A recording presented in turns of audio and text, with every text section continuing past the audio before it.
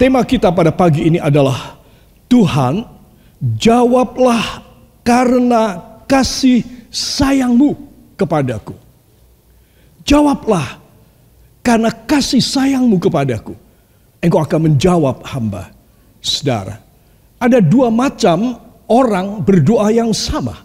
Saudara, nanti kita akan melihatnya. Ya, saudara, ternyata apa yang akan kita baca dari Alkitab adalah orang yang berdoa. Doa yang indah ini, Tuhan jawablah karena kasih sayang-Mu. Itu karena dia kepepet. Karena apa? Kepepet. Saudara, lebih bagus kita berdoa ini tidak karena kepepet, tidak karena bahaya, tidak karena kita dalam keadaan menjelang maut ataupun menjelang kematian atau pada masalah yang gede sekali. Tetapi ketika semua lancar, katakan, ketika semua lancar, saya harus bisa mendoakan ini. Saudara, sudah tentu tidak salah kalau kita dalam keadaan yang sulit, dalam keadaan kepepet, dalam keadaan darurat dan bahaya, kita mendoakan ini tidak salah.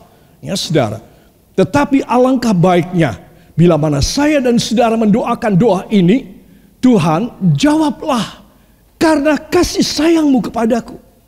Itu kita dalam keadaan yang erat, yang mencintai Tuhan, yang intim dengan Tuhan, saudara. Maka doa ini istimewa sekali. Tidak mengapa ketika saya dan saudara dalam keadaan yang sangat kepepet dan kita mendoakan doa ini. Ya saudara, nanti kita akan melihatnya. Itu sebab saudara saya memetik kalimat ini, saudara, mengintisarikan kalimat ini dari kitab Mazmur pasal yang ke-69 ayat 17 sampai dengan ayat yang ke-20. Kitab Mazmur pasal yang ke-69 ayat 17 sampai dengan ayat yang ke-20, para kekasih. Kita akan membaca dengan suara yang nyaring dan saya berharap dimanapun saudara berada ikut membacakan ya pada saat ini.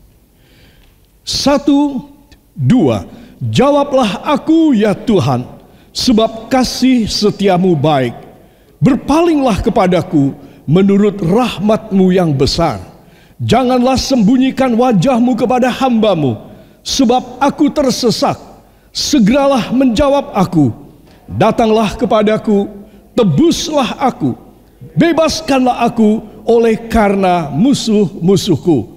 Engkau mengenal celaku, maluku, dan nodaku. Semua lawanku ada di hadapan-Mu. Amin. Para kekasih, apa yang baru saja kita baca di sini. Jawablah aku ya Tuhan, sebab kasih setiamu baik. Sebab aku tersesak, kepepet, terjepit, keadaan bahaya, darurat, SOS Tuhan. Tolong jawab, karena aku tersesak saat ini.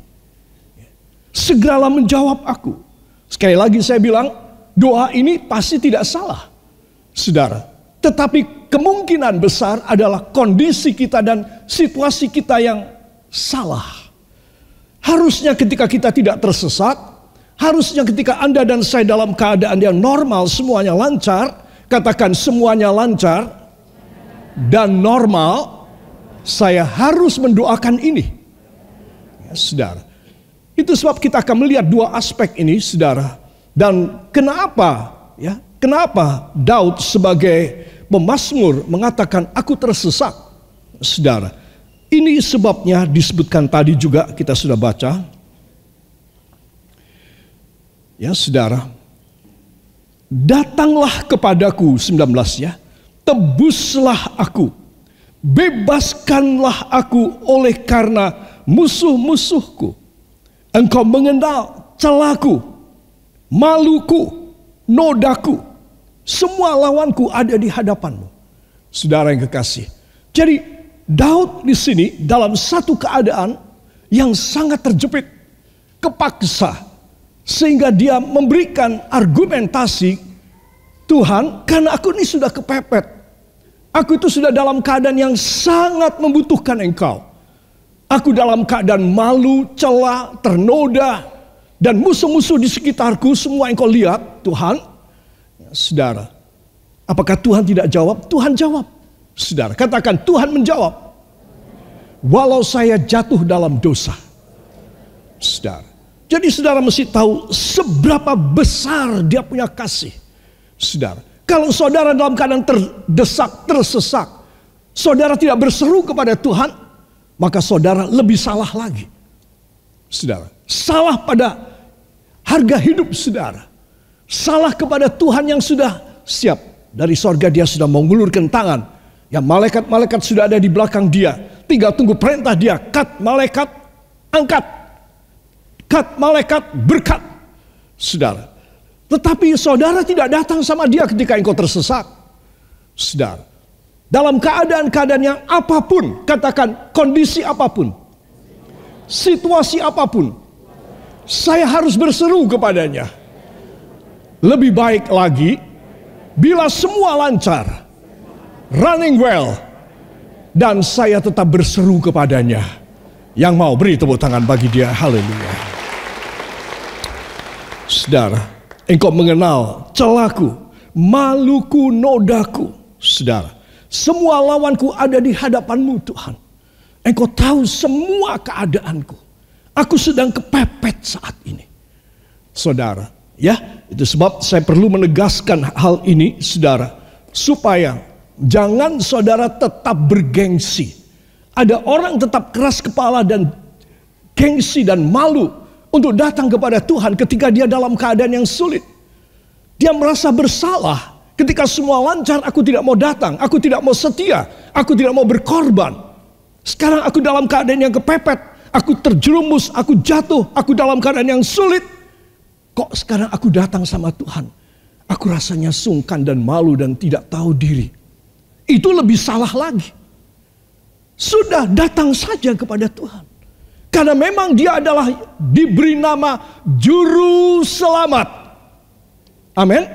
Dia adalah Juru Selamat. Terus dia punya tugas menyelamatkan. Juru rawat di rumah sakit, di poliklinik untuk merawat saudara. Demikian juga juru tulis di kantor-kantor untuk menulis segala notulen dan lain sebagainya pada rapat dan lain sebagainya. Saudara-saudara, Juru Selamat untuk apa saya mau tanya? Menyelamatkan. Siapa yang harus diselamatkan? Orang yang dalam keadaan persis seperti kita baca ini. Dalam keadaan yang kepepet, dalam keadaan salah. Saudara.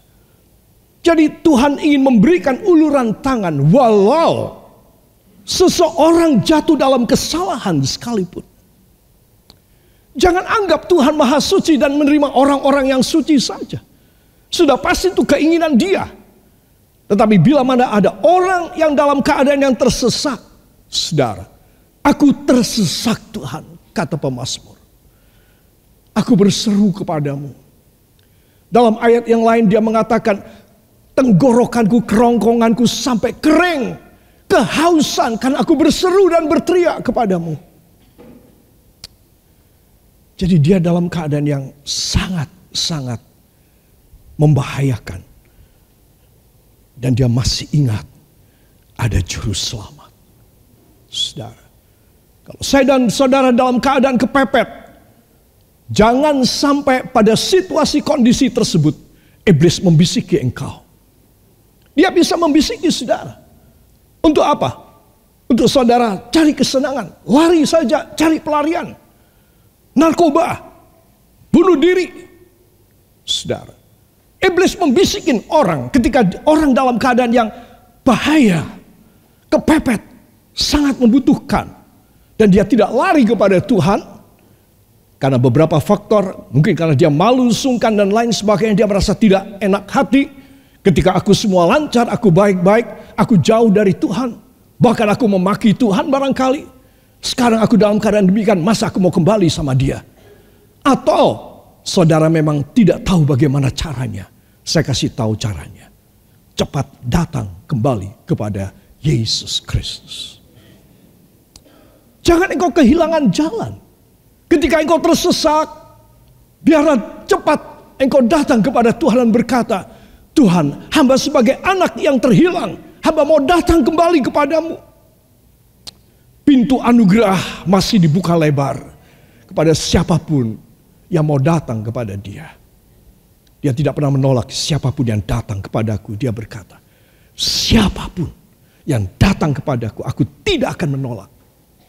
Saudara, mungkin orang mengatakan, kamu malu-maluin, sudah kayak begini baru datang sama Tuhan. Dan saya beritahu saudara dan saya, tidak perlu menegur seseorang dengan kata-kata tersebut. Biarkan dia dengan luas hati datang kepada Tuhan. Siapa tahu ini adalah nafas-nafas terakhirnya di dunia. Supaya dia diselamatkan dan dia boleh masuk dalam kerajaan Allah. Amin. Saudara, siapapun saya bilang. Itu sebab ayat-ayat ini adalah ayat yang istimewa.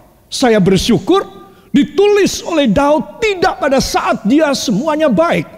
Hubungannya dengan Tuhan sangat baik dan intim. Dan dia menulis ini. Rasanya kalau semuanya baik dia tidak perlu menulis ini. Karena dia sehari 3 kali datang di rumah Tuhan. Sehari 3 kali datang ke rumah Tuhan. Meninggalkan istananya. Datang ke bait Allah. Mencopot semua jubah kebesaran kerajaannya. Mahkotanya. Semua atribut dia sebagai raja yang besar. Saudara. Dia copot itu semua dan dia ganti dengan kain belaco, kain linen. Kain yang setengah karung, yang gatal. Apalagi pada zaman dahulu. Yang tidak enak. Yang sumuk banget. Saudara. Dan dia datang di hadirat Tuhan. Dia ingin menunjukkan ketuhuannya, penyerahannya. Dan segala persoalannya kepada Tuhan. Saudara. Dia kalau semua baik. Saya yakin dia tidak mengeluarkan kata-kata ini. Tetapi karena dia tahu aku dalam keadaan yang terjepit. Sekarang aku harus lebih rendah hati. Aku harus lebih yakin bahwa Tuhan pasti mendengar. Walau aku sudah berteriak lama. Sampai tenggorokanku, kerongkonganku kering. Musuh-musuhku berteriak-teriak semua. Mereka bertepuk tangan. Daud belum ditolong sama Allahnya. Daud masih menunggu. Dan berteriak terus. Kerongkongannya sampai kering. Bahaya kalau ada virus COVID masuk di situ. Saudara. Di sini kita melihat bahwa dia tetap berseru kepada Tuhan. Ada begitu banyak orang percaya kepada Kristus. Sudah dibaptis dalam Kristus. Setia aktif melayani dan berkorban kepada Tuhan Yesus. Saudara. Karena sesuatu bisikan iblis. Dia kemudian meninggalkan Tuhan Yesus. Maka saya perlu menyampaikan bila mana Anda menangkap perkataan ini. Cepat datang balik kepada Tuhan Yesus. Hanya dia yang penuh dengan rahmat dan kemurahan. Hanya dia yang mau menerima hitam pekat. Luka-luka dengan nanah apapun yang kau alami dan kau derita. Kejatuhan dan compang-camping seperti si anak bungsu tersebut. Seperti apapun engkau hina. Cepat datang kepada Tuhan. Belum terlambat selama nyawa masih ada di kandung badan. Saudara. Saya dan saudara mendengar ajakan ini. Kiranya saudara tergerak hati saudara. Aku tidak boleh dalam keadaan sedemikian ini. Aku harus selalu baik dengan Tuhan. Aku harus selalu intim dengan dia. Ketika semua baik. Sehingga ketika semua tidak baik. Aku dengan dia tidak ada masalah. Aku dan dia akan bekerja sama menyelesaikan semuanya. Karena ketika aku dalam keadaan baik. Aku tetap dan makin baik dengan dia. Itu sebab kenapa di masa pandemi ini belum selesai. Saya selalu mempush saudara. Menekan, mendorong saudara. Untuk datang lebih baik kepada Tuhan. Karena, hai dengar. Karena setelah pandemi ini. Akan muncul lagi yang lebih dahsyat. Itu sebab kalau pandemi ini menjadi test case, menjadi kasus cobaan saja. Dan Anda dan saya tidak dekat dengan Tuhan. Setelah pandemi ini, lebih dahsyat bakal datang. Siapa yang bilang? Alkitab yang bilang. Bukan saya yang bilang. Saudara, itu sebab Anda dan saya harus menyiapkan di masa pandemi ini. Disiapkan. Jangan engkau malas. Jangan engkau besar kepala. Di masa pandemi ini aku bisa survive. Aku punya pendapatan juga menanjak. Tuhan baik sama aku. Selesai cuma sampai di situ. Engkau bucengli kau, saya bilang. Engkau harus, kalau di masa pandemi ini engkau menerima berkat dari Tuhan, pembukaan-pembukaan jalan, jangan bocengli. Engkau harus lebih dekat kepada Tuhan. Sebab setelah pandemi ini bakal lebih mengerikan. Saudara, itu sebab kata-kata ini, Tuhan jawablah karena kasih sayangmu ini universal, global. Orang sedang baik-baik, silakan ayo datang, Tuhan akan jawab. Orang sedang dalam keadaan terpuruk, silakan datang, ayo Tuhan jawab. Kurang apa? Coba. Saudara, sebab kalau saya dan Anda menjadi jelas dengan judul ini, dengan ayat-ayat sedikit yang baru kita baca, saudara, maka saya berharap sekali saya dan saudara menghargai. Katakan, saya harus menghargai. Angkat dua tangan saudara, saya harus menghargai kasih karunia Tuhan seumur hidup saya. Teristimewa ketika saya terjatuh, saya kecewa, tersakiti, saya rugi, saya hancur. Teristimewa, saya boleh mengicipi kasih sayang Tuhan. Jadi saya tidak kepingin lagi jatuh.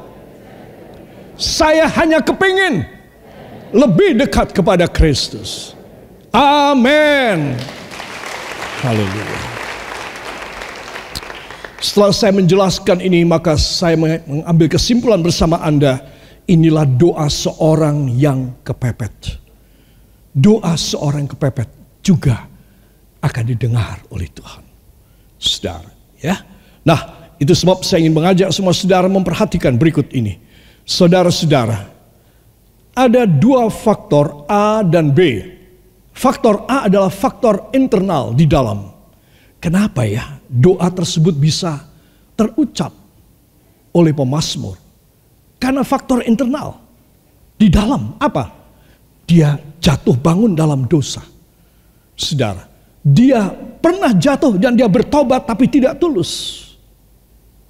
Dia mempunyai aspek-aspek hidup yang merosot sehingga dia perlu menjerit kepada Tuhan. Jangan sampai jatuh pada titik nadir yang paling bawah. Ketika dia merasa merosot, dia sudah berteriak kepada Tuhan. Bagus sekali. Tuhan tidak menolak, tidak.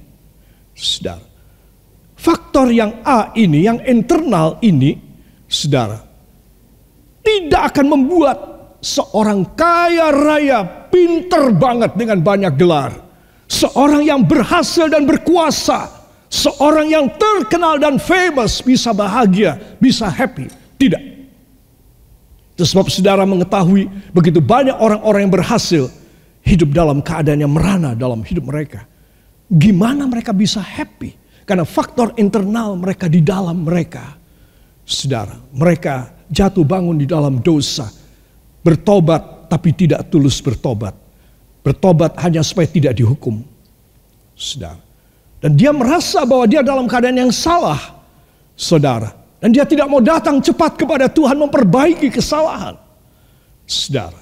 Nah, inilah faktor internal yang akan kita lihat bersama pada pagi hari ini. Katakan, faktor internal di dalam saya sangat dahsyat kerusakannya. Saudara, kita bisa membungkus diri kita dengan pakaian dan make up yang bagus. Saudara, kita bisa berlagak seperti orang benar dan suci. Tapi Tuhan tidak bisa ditipu. Dia sangat melihat sampai sedalam hati kita. Pemazmur dalam ayat yang lain mengatakan, kemana aku bisa lari dari hadirat Allah? Ke dalam lubang semut, kepada tempat-tempat yang dalam, kepada langit yang tinggi. Aku tidak bisa menyembunyikan diriku dari Tuhan. Karena dia melihat semua keadaanku. Coba. Tidak ada satu orang tidak diamati oleh Tuhan. Saudara. Itu sebab yang paling penting, katakan yang paling utama, faktor internal saya. Karena Tuhan melihat saya sehari 24 jam, seminggu 7 hari. Yang percaya beri tepuk tangan bagi dia. Haleluya. Saudara, itu sebab bila kita ingin happy in Jesus, kita ingin berbahagia dalam Yesus, tobat yang tulus. Katakan, harus bertobat yang tulus. Maka Tuhan Yesus menerima saya kembali, memberikan kebahagiaan di dalam Dia, membaharui sejarah saya. Amin. Haleluya. Para kekasih, itu sebab saya ulangi lagi tema ini. Tuhan, jawablah karena kasih sayang-Mu kepadaku, Tuhan. Jawab. Ada 2 unsur yang kita akan lihat. Why? Kenapa terjebak penderitaan? Saudara, mungkin ketika jebakannya, mangsanya, baitnya, mangsanya untuk bisa menjebak itu enak. Ya, keju, ya, daging bakar, ya, saudara, kemudian kue yang manis, ataupun juga ya ikan asin yang enak. Nah, itu jebakannya pasti bagus. Saudara menjebak tikus tidak menjebak dengan racun. Ya, itu pasti orang yang bodoh. Menjebak tikus atau apapun binatang yang saudara ingin jebak dengan yang bagus saja, yang dia suka. Saudara. Nah, itu namanya jebakan. Why? Kenapa terjebak sehingga menderita? Saudara, karena ada hal-hal bagus. Saudara, yang kita kepingin. Bagus, kepingin. Bagus, kepingin. Saudara. Nah, di sini kita melihat bahwa inilah internal kita di dalam. Katakan, ini yang ada di dalam saya. Ayo, yang jujur mengatakan ya. Orang yang jujur, ikuti kata-kata saya. Inilah yang ada di dalam saya. Ya, saudara jujur, saya jujur. Saudara. Kedua, lalu apa dan yang harus kita lakukan untuk mengantisipasi, ya saudara, untuk menanggulangi hal yang menjebak tersebut, ataupun sudah terjebak tersebut. Saudara, kalau seekor tikus terjebak pada jebakan yang saudara pasang, dia nggak selamat deh, sudah pasti mati. Nggak tahu di sop atau digoreng, saya nggak tahu. Pokoknya mesti mati. Ya, saudara, demikian juga semua orang yang terjebak. Semua katakan, tetapi ayat ini memberitahu kepada saya, masih ada Yesus, Sang Juru Selamat saya. Wow, beri kemuliaan yang baik bagi Dia. Haleluya. Saudara, dalam Mazmur pasal yang ke-69, sekarang kita akan naik ke atas ya, ayat 2, 3, dan 4. Saya undang kita bangkit berdiri sejenak dan kita akan membacanya. Ayat 2, 3, dan 4.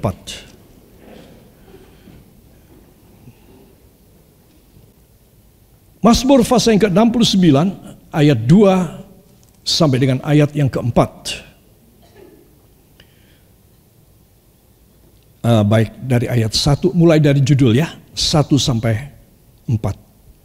Dari judul 1, 2. Doa dalam kesesakan untuk pemimpin biduan. Menurut lagu Bunga Bakung dari Daud. Selamatkanlah aku ya Allah, sebab air telah naik sampai ke leherku. Aku tenggelam ke dalam rawa yang dalam. Tidak ada tempat bertumpu. Aku telah terperosok ke air yang dalam. Gelombang pasang menghanyutkan aku. Lesu aku karena berseru-seru. Kerongkonganku kering.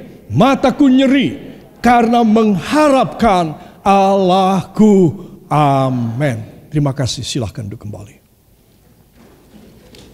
Saudara yang kekasih, doa dalam kesesakan. Saya mau tanya, apa yang saudara tangkap dari penjelasan saya tadi, bagus apa tidak? Doa dalam kesesakan bagus apa tidak? Bagus. Saudara, jangan sampai tidak. Ya, saudara, lebih bagus lagi tidak dalam kesesakan, tapi saudara mempunyai doa. Doa adalah hubungan pribadi yang intim dengan Kristus. Tidak seorang pun tahu apa yang akan terjadi. Bahkan dalam beberapa menit atau beberapa jam yang akan datang. Tapi hubungannya yang baik dengan Kristus akan menyelamatkan dia saben kali. Kalau Tuhan tidak menyelamatkan dia di dalam dunia, Tuhan akan menyelamatkan dia justru, katakan justru, dalam keselamatan sempurna di dalam sorga. Yang percaya, beri kemuliaan yang baik bagi dia. Haleluya. Inilah penyebab kenapa pemazmur yaitu Daud di dalam keadaan tersesak. Ya saudara, selamatkanlah aku ya Allah, sebab air telah naik sampai ke leherku. Saudara, apa artinya air naik sampai ke leherku?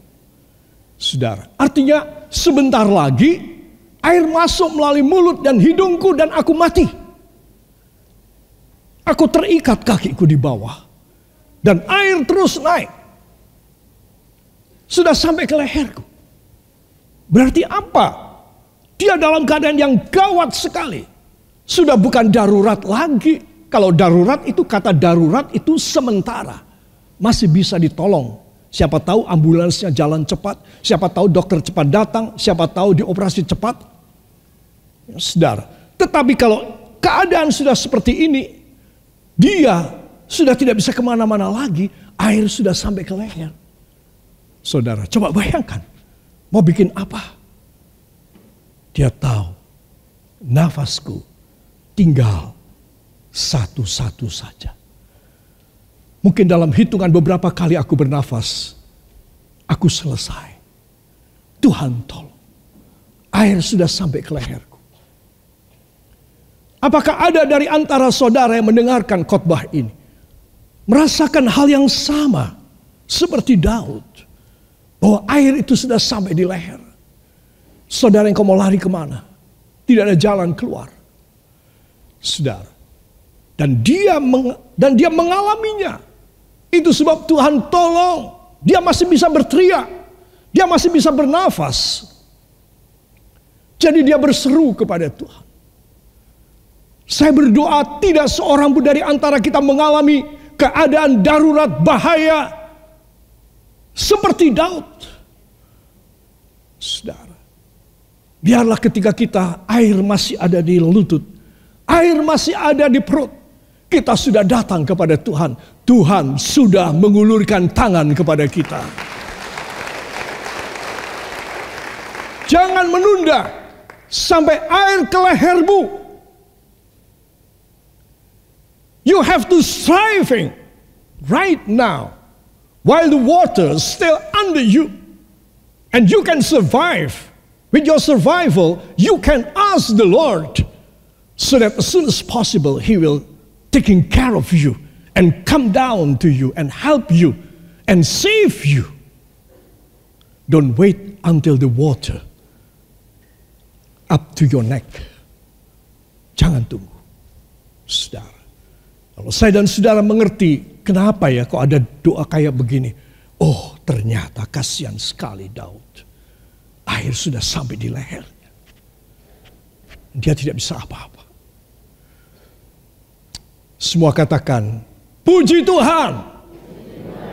Tuhan melihat Daud. Bahwa air akan menenggelamkan dia. Jadi, Tuhan mengulurkan tangan. Dan mengangkat Daud. Menyelamatkan Daud. Membawa Daud. Memberdirikan Daud di gunung batu sebagai orang yang mulia. Amin. Haleluya.